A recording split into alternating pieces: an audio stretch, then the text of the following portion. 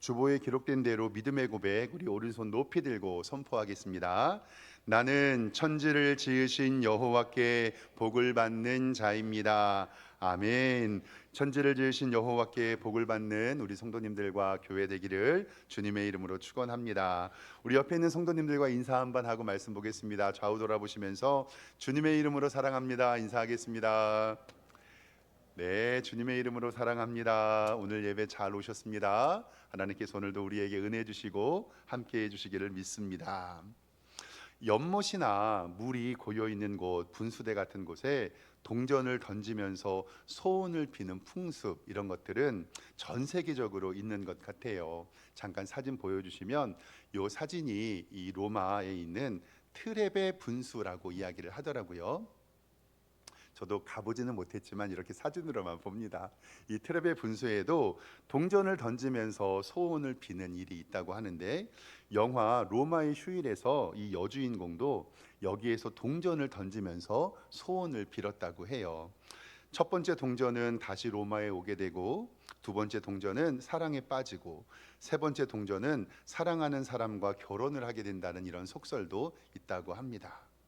이게 소원을 빈다고 이루어지는 것보다는 이게 여행지의 재미로 인식됩니다. 근데 그뿐만이 아니라요, 다음 사진 보여주시면 여기에서 수거하는 동전이요, 하루에 그 나라 가치로 우리나라 돈으로 약 400만 원 정도 된대요, 동전의 가치가.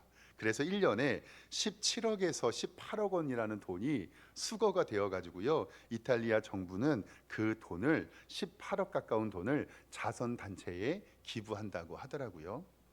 우리나라에도요, 저도 가보지는 못했는데 다음 사진 보면 서울 청계천에도요, 이렇게 행운의 동전이라는 동전 던지는 곳이 있다고 합니다. 이것도 1년에 약 1억 원 정도의 동전이 거친대요. 그래서 이 동전으로 장학금에 사용한다고 합니다. 연못 혹은 분수대, 이 흐르는 개천에 동전을 던지고 소망을 빈다고 그것이 이루어지지는 않지요. 다만 여행의 하나의 기쁨이라고 생각이 됩니다.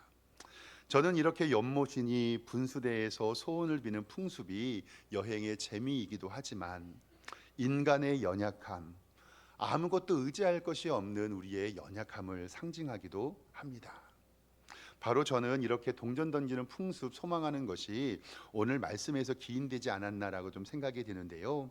성경에서도 베데스다라고 하는 연못가에서 자신의 병을 고쳐준다는 믿음을 가지고 기다리는 환자의 이야기를 기록하고 있습니다. 오늘의 이 말씀은 요한복음에 기록된 예수님의 7표적 중에서 세 번째의 표적인데요. 우리 성도님들 잘 아시는 것처럼 첫 번째 표적은 가나 혼인잔치에서 물이 변하여 포도주가 되게 하신 것, 두 번째 표적은 지난주에 배운 왕의 신하의 아들을 고치신 것, 그리고 오늘은 세 번째 표적, 베데스다 연못가에 38년 된 병자를 예수님이 고치시는 장면이 성경에 기록되고 있습니다. 오늘 말씀은 예수님의 7대 표적 세 번째를 통해서 오늘은 딱 두 가지만 함께 하나님의 말씀 나누어 보고자 합니다. 첫 번째로 우리 성도님들과 제가 함께 꼭 기억해야 할 것은, 세상에는요, 고통 속에 신음하는 사람이 많다는 거예요. 세상에는 고통 속에서 신음하는 사람이 많습니다. 오늘 성경 말씀 5장 1절 성경을 좀 보겠습니다. 그 후에 유대인의 명절이 되어 예수께서 예루살렘으로 올라가셨다. 그 후에는 두 번째 표적인 왕의 신하를 고치신 사건입니다. 2절 말씀에 보면 예루살렘에 있는 양문 곁에 히브리 말로 베데스다라고 쓰여 있는데, 이것이 자비의 집이라는 뜻입니다. 못이 있는데 거기에 행각 5이 있고, 이 행각은 여행자들을 위한 지붕 있는 숙소 같은 것, 텐트 같은 것을 뜻합니다. 행각이 5개가 있는데 그 안에 많은 병자, 맹인, 다리 저는 사람, 혈기 마른 사람, 성경의 원어는 손발이 마비된 사람을 바로 혈기 마른 사람이라고 이야기를 합니다. 이곳에 이렇게 아픈 사람이 모인 이유는 어떤 미신이 있었던 것 같아요. 3절 하반절 말씀에 보면 이렇게 기록됩니다. 물의 움직임을 기다리니 이는 천사가 가끔 못에 내려와서 물을 움직이게 하는데, 움직인 후에 먼저 들어가는 자는 어떤 병에 걸렸든지 낫게 됨이라 라고 성경은 기록되고 있습니다. 말씀을 준비하면서 성경의 주석들을 좀 찾아보았는데 실질적으로 병이 낫는 것이 아니라 그러한 소문이 있어서 그것을 기다리는 사람이 많았을 것이라고 추측하는 것이 옳은 해석이라고 생각됩니다. 예를 들어서 어떤 지역에 가면 약수물이 있는데 그 물을 100번 마시면 아니면 몸에 바르면 낫는다라는 그러한 속담 아니면 그러한 소문이 있는 것처럼 이러한 연약한 사람들의 간절한 심리를 이용한 상술이 아닌가라는 생각도 한번 해보게 됩니다. 많은 병자, 맹인, 다리 저는 사람, 혈기 마른 사람, 많은 환자들이 모여서 그들이 말하는 천사가 물을 움직이는 날만을 기다리고 있을 것입니다. 그리고 그들은 이렇게 믿고 있어요. 물이 움직일 때에 가장 먼저 들어가는 사람이 병을 낫는다고 이야기를 합니다. 근데 사랑하는 성도 여러분, 한번 생각을 해보세요. 가장 먼저 들어가는 사람이 병이 낫는다고 하면 얼마나 경쟁이 치열할까요? 물이 언제 동하는지도 모르고 천사가 언제 내려오는지도 모르는데 저는 아마도 그 현장이 아비규환의 현장이라고 생각해요. 왜냐하면 천사가 언제 내려올 줄도 모르고 물이 언제 동할 줄도 모르기 때문에 그렇습니다. 만약에요, 몇십 년 동안 자리를 지키고 있다가 잠깐 화장실 가고 싶어요. 근데 화장실 갔을 때 물이 동하면 그 사람은 낫습니까? 못 낫습니까? 못 나는 거잖아요. 배가 너무 고파서 잠깐 국밥 먹으러 내려갔는데 물이 동해요. 그러니까 그 사람들은요 항상 긴장한 채로, 그리고 다른 사람들보다 내가 먼저 물속에 들어가야 병이 낫겠다라는 믿음이 있으니까 옆 사람과 경쟁하면서 그곳에 5개의 행각의 사람들이 기다리고 있습니다. 항상 긴장한 채로 옆몸만 바라봅니다. 엄청난 인파가 모였을 것이라고 추측이 됩니다. 무거운 신음을 하고 있었던 것이 분명합니다. 삶을 포기하고 싶은데 여기에 희망을 걸며 기다리는 사람들도 있을 것입니다. 그런데 이 베데스다 연못은 가만히 살펴보면 우리가 살고 있는 이 세상과 다를 것이 없다는 것을 성경은 이야기합니다. 베데스다 연못가에는 육적으로 아픈 사람들만이 있지만 우리 주변에는 육적으로 아픈 사람뿐만이 아니라 영적으로 아픈 사람이 너무나도 많이 있다라는 사실입니다. 그렇기 때문에 하나님의 복음이 필요합니다. 한 1년쯤 되었습니다. 우리 교회와 저의 일이었는데요. 교회 사무실에서 제 방에서 말씀 준비하고 있었는데 제 방을 누가 똑똑똑 두드리세요. 그래서 문을 열어보니 한 60세 정도 가까이 되신 어떤 한 여성 성도님이 저를 빤히 쳐다보시면서 목사님이시냐고, 예 맞습니다. 그랬더니 목사님하고 상담하고 싶다고. 아예 알겠습니다. 그리고 얼른 나와서 카페에서 상담을 했습니다. 그 성도님을 바라보니 눈동자에 초점이 없었어요. 뭔가 사로잡히신 것 같았습니다. 그리고 그 추운 날에 옷도 잘 입지 않고 오셨던 것이 기억나요. 알고 보니 그 성도님과 이야기해보니 타 교회 권사님이셨고 그 권사님은 공황장애와 우울증에 심히 고통당하고 계셨습니다. 그리고 저한테 계속 살려달라고만 말씀하셨어요. 목사님, 내 죄가 너무 커서 저 지금 죽으면 지옥 갈 것 같은데 저도 구원받을 수 있을까요? 아유, 권사님 무슨 말씀을 하세요? 예수 믿고 구원받고 한 번 구원받은 것은 절대로 취소됨이 없으니 굳은 믿음으로 하나님 의지하세요. 기도해드리고 같이 우리 지하 예배실로 내려가서 보혈 찬송 부르며 우리 하나님 의지하십시다. 한 2시간 넘게 권사님과 같이 예배 드렸던 기억이 납니다. 그리고 권사님께 이제 집에 혼자 계시지 마시고 새벽 예배 오시고 그리고 낮에 딴 생각 날 때 교회에서 기도하시고 저랑 같이 예배 드리세요. 한 2-3달 정도요. 새벽 예배 잘 나오시고 그리고 새벽 예배 끝나면 제 방에 오셔요. 점심 먹기 전에 제 방에 오십니다. 점심 먹고 또 제 방에 오세요. 그리고 저랑 예배 드리고 찬송하고 말씀 볼 때는 몸이 괜찮아요. 근데 혼자 계실 때면 죽을 것 같은 고통, 내 죄가 너무 심각하게 느끼는 것, 지금 마귀 사탄이 나를 공격할 것이라는 것. 그래서 몇 번은 제가 방에서 김밥을 사다 먹고 있었는데 밥 먹는 시간에 문을 열고 들어오셔가지고 뻘쭘한 기억도 있어서 점심시간에는 제 방 문 앞에서 밖에서 계속 어슬렁거리셨던 권사님이 생각이 나요. 그럼 또 모시고 예배실로 모시고 가서 예배 드리고 말씀 보고 찬송하고, 그렇게 한 2, 3개월 예배 드렸어요. 그리고 제가 신방 갔었을 때는 우리 교회 원로 사모님께서 그 역할을 감당해 주시고 함께 예배 드렸습니다.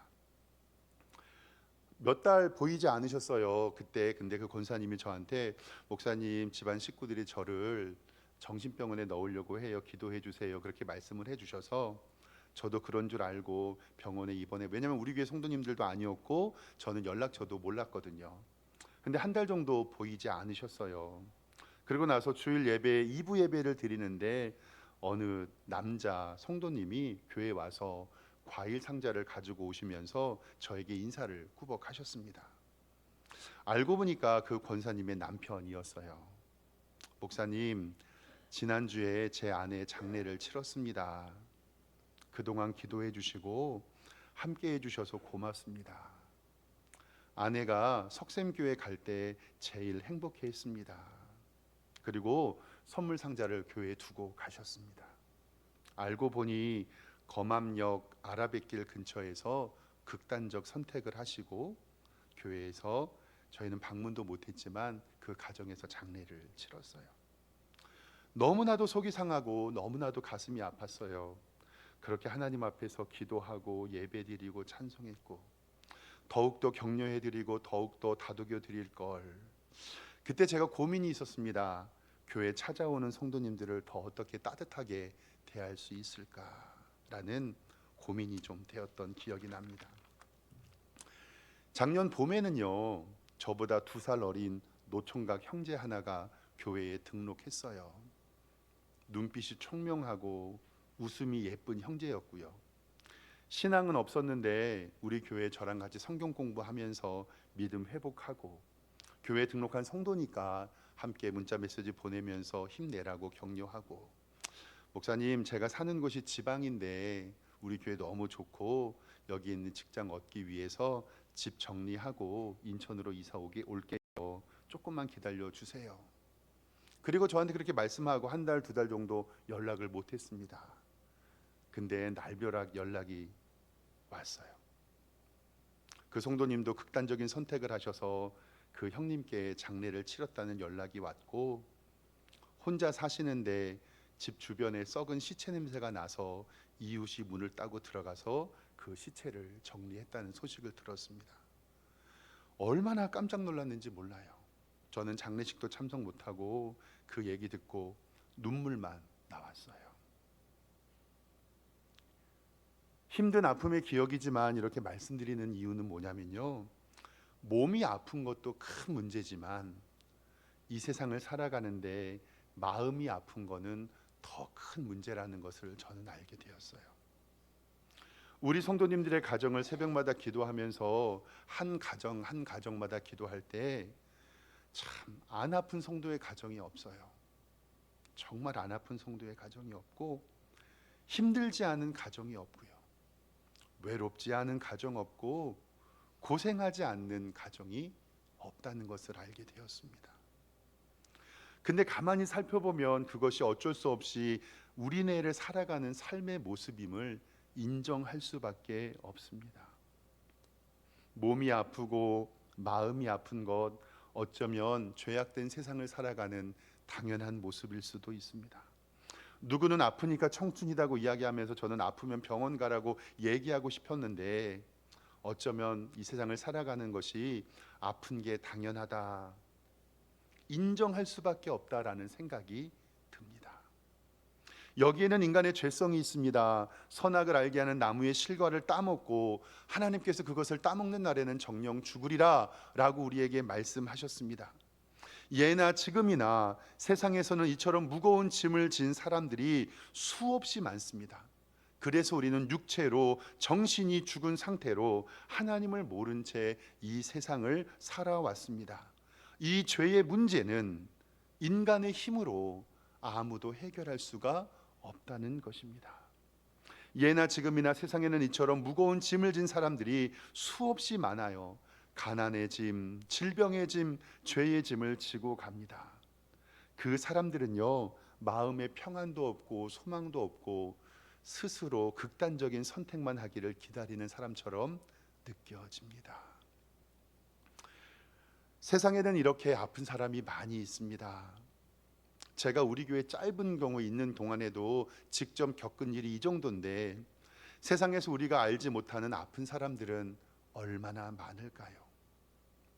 그러나 사랑하는 성도 여러분, 아프면 그렇게 다 힘들고 괴로운 것이 아니라는 것을 반드시 기억하시기를 주님의 이름으로 축원합니다. 아프다고 해서, 병들었다고 해서, 괴롭다고 해서 다 죽게 되는 것만은 아니라는 사실입니다. 내가 아픈 것을 인정하고 수술 받고 약 먹고 치유 받으면 됩니다. 그리고 절대로 자신의 것을, 생명을 포기해서는 안 됩니다. 아프다고 다 죽게 되는 것은 아닙니다. 이것은 바로 우리의 영적인 문제입니다.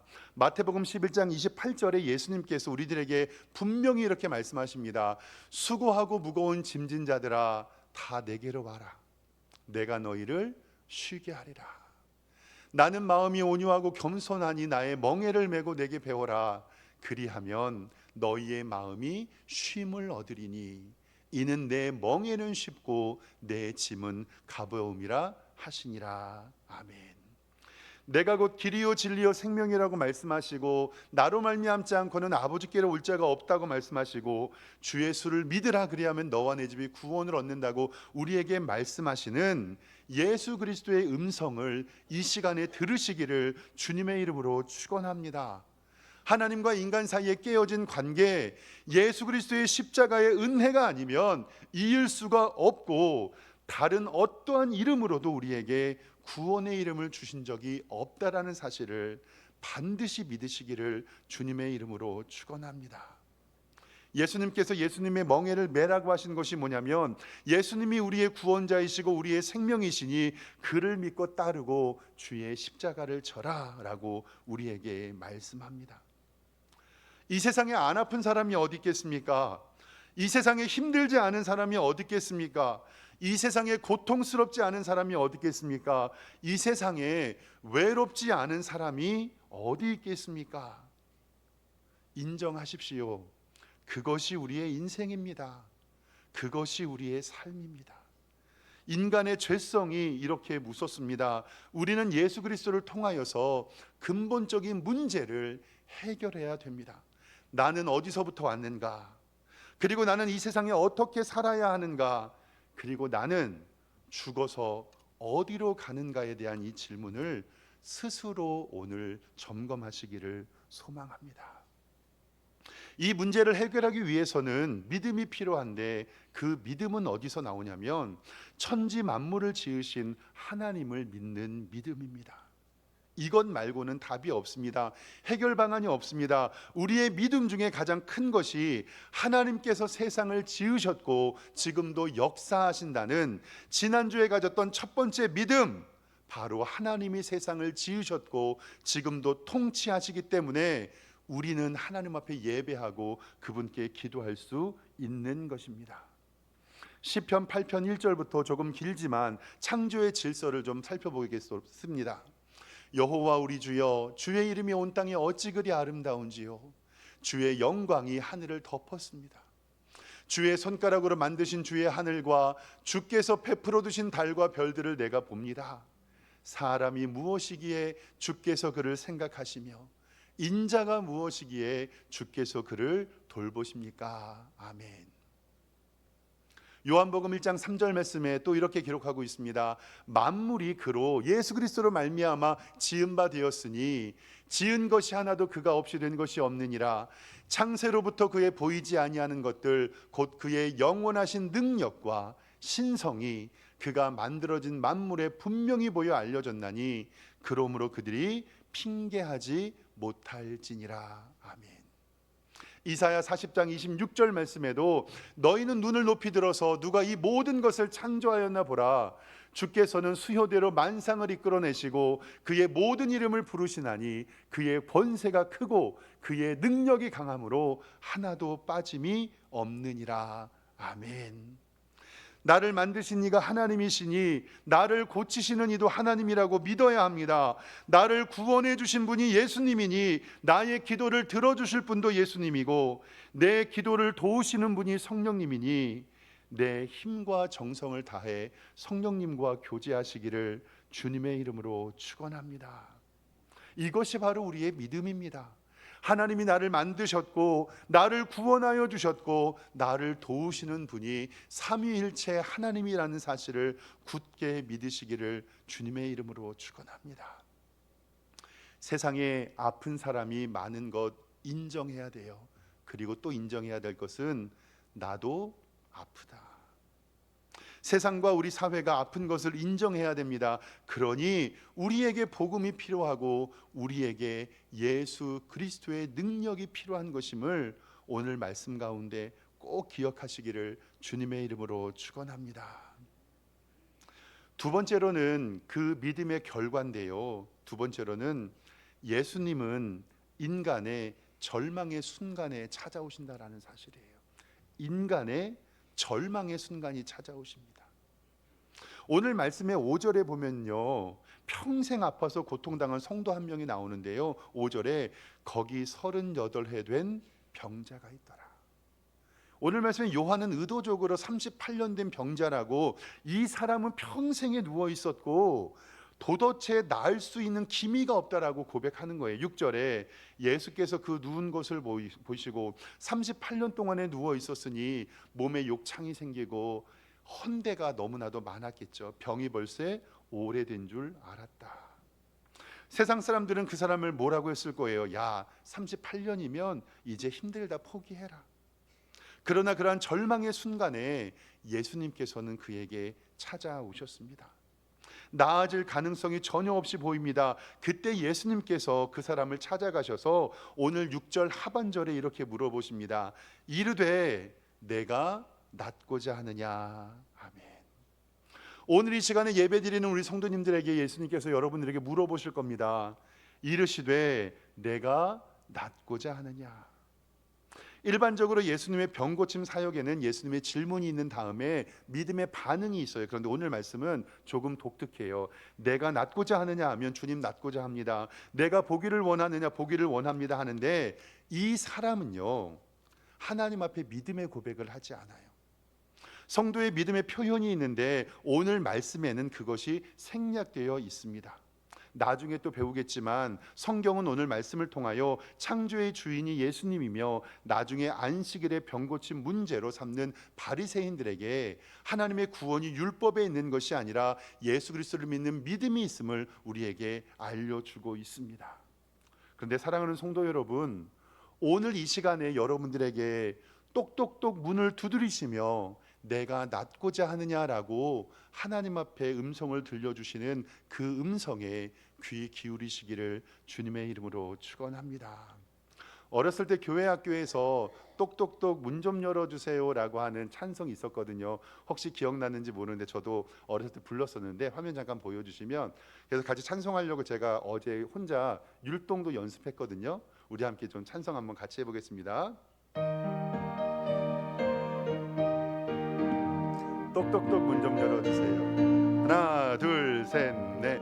똑똑똑 문 좀 열어주세요. 우리 예수님의 음성, 우리들의 마음 문을 예수님이 두드려요. 똑똑똑 조용하게 부르신 예수님의 음성 들리지 않나요? 고마우신 예수님 어서 들어오세. 2절입니다. 똑똑똑 문 좀 열어주세요. 누가 찾아왔나봐. 우리들의 마음 문에 누가 찾아왔나. 조용하게 조용하게 부르신 예수님의 음성 들리지 않나요? 우리들의 마음 문에 누가 찾아왔나 봐. 조금 창피합니다. 근데 어제 혼자 연습했어요. 사랑하는 성도 여러분, 요한계시록 3장 20절 말씀에 이렇게 기록되고 있어요. 볼지어다 내가 문 밖에 서서 두드리노니 누구든지 내 음성을 듣고 문을 열면 내가 그에게로 들어가 그와 더불어 먹고 그는 나와 더불어 먹으리라. 38년이나 된 절망의 순간에, 포기하고 싶은 순간에, 홀로 아파 괴로워 아파하고 있는 그 순간에 예수님께서 찾아오시면서 문을 두드리시면서 우리에게 말씀합니다. 내가 낫고자 하느냐. 아멘으로 순종하시기를 주님의 이름으로 축원합니다. 왜 이 말씀을 드리냐면요, 38년 된 병자는요 바로 믿음의 고백 예스라고 하지 않았어요. 낫고자 합니다라고 하지 않아요. 왜 그랬냐면 38년 동안 아픈 이 환경이 지긋지긋하게 자기를 괴롭혔거든요. 오늘 7절 말씀에 보면 기록되어 있어요. 병자가 대답하되 주여 물이 움직일 때에 나를 못에 넣어주는 사람이 없어 내가 가는 동안에 다른 사람이 먼저 내려갑니다. 이게 뭐냐면 창조의 예수님, 생명의 예수님이 옆에 계셔서 나를 낫게 해주십시오라고 이야기만 하면 그 기도가 응답될 텐데, 병자가 대답하되 주여 물이 움직일 때에 나를 못에 넣어주는 사람이 없습니다. 아저씨 여기 나랑 있다가 물이 움직일 때 저 좀 밀어주세요. 38년 된 병자가 예수님께 하는 이 말이 바로 환경을 탓하고 안 됩니다라고 이야기하고, 목사님 아예 안 돼요, 안 되긴 뭐가 안 돼요, 해보지도 않았잖아요. 전도의 현장에서 아저씨 예수님 믿고 구원 받으세요, 우리 교회 나오세요 얘기하면 이 목사 양반 세상에 얼마나 힘들고 바쁜데 일주일에 하루 쉬어야지 그날도 교회 나오라고 하고 헌금 내라고 하고 봉사하라고 하고 이거 하라 저거 해라고 얘기하면 나 귀찮아서 안 가. 팔자 좋은 소리 하고 있네. 목사 양반이나 예수님 믿어.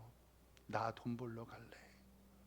예수님이 오늘 내가 낫고자 하는 이야기, 예수님 낫고 싶어요. 근데 저기 38년 동안 있었어요. 우리의 환경은 중요한 것이 아니라 나를 구원하여 주시고 나를 일으켜 세우실 분이 누군가에 대한 이 대답이 우리에게 중요하다는 사실을 반드시 인지하시기를 주님의 이름으로 축원합니다. 창조의 예수님, 생명의 예수님이 여기 계심에도 불구하고 계속 환경만 탓하는 것이 아니라 이렇게 믿음 없음에도 예수님은 끝까지 포기하지 않으시고 그 38년 된 병자를 바라보시면서 하나님의 주권으로 그를 고쳐주십니다. 절망의 순간에 나를 찾아오시는 하나님의 기적을 누리시기를 주님의 이름으로 축원합니다. 8절의 말씀에 예수께서 이르시되 일어나 내 자리를 들고 일어나 걸어라. 9절에 그 사람이 곧 나와서 자리를 들고 걸어가니라. 우리가 처음부터 믿음이 있어서 예수님을 찾은 사람이 그렇게 많지 않습니다. 우리는 우리의 믿음 없음을 인정해야 됩니다. 그러나 우리가 고통 가운데 절망 가운데 있을 때에 예수님이 우리를 찾아오실 때, 똑똑똑하고 문 두드리실 때 핑계 대지 말고 주님의 손 꼭 붙잡고 이기시기를 주님의 이름으로 축원합니다. 예수님을 믿는다고 해서 우리의 인생이 평안한 것만은 아니더라고요. 예수님 믿는 사람도 아프기도 하고 어려움 당하기도 하고 힘들기도 하고 외롭기도 합니다. 왜냐하면 우리는 죄인이기 때문에 그렇습니다. 예수님을 믿는 믿음이 있어도 그 은혜를 누린다고 하여도 교회 문을 나가는 순간 우리는 시험에 빠질 때가 있습니다. 그래서 기도하며 말씀 보며 하나님 앞에 예배자로 서야 되는 것입니다. 베데스다 연못가에서 힘들고 아파하고 고통당하는 사람이, 그 사람이 바로 나였고, 지금도 고통당하고 어려움 당하는 사람이 있을 때 우리 손붙잡아 함께 하나님의 교회와 삶의 의미를 회복하고 구원받는 성도들 되시기를 주님의 이름으로 축원합니다. 죄 많은 이 세상, 그 문제를 해결해 주실 이 예수님밖에 없습니다. 절망 가운데 찾아오시는 예수님을 신뢰하며 그분 굳게 믿으시며 주께 영광 돌리시는 여러분들과 제가 되기를 주님의 이름으로 축원합니다. 기도하겠습니다. 하나님 아버지, 은혜와 사랑에 감사합니다. 지금도 우리의 문 밖에서 똑똑똑 문 두드리시며 문 열기를 원하시는 예수 그리스도의 음성을 듣게 하여 주시고, 하나님 앞에 예배자로, 하나님 앞에 찬송하는 자로, 하나님께 영광 돌리는 자로 사는 기적의 삶을 살게 하여 주시옵소서. 예수 그리스도의 이름으로 기도드리옵나이다. 아멘.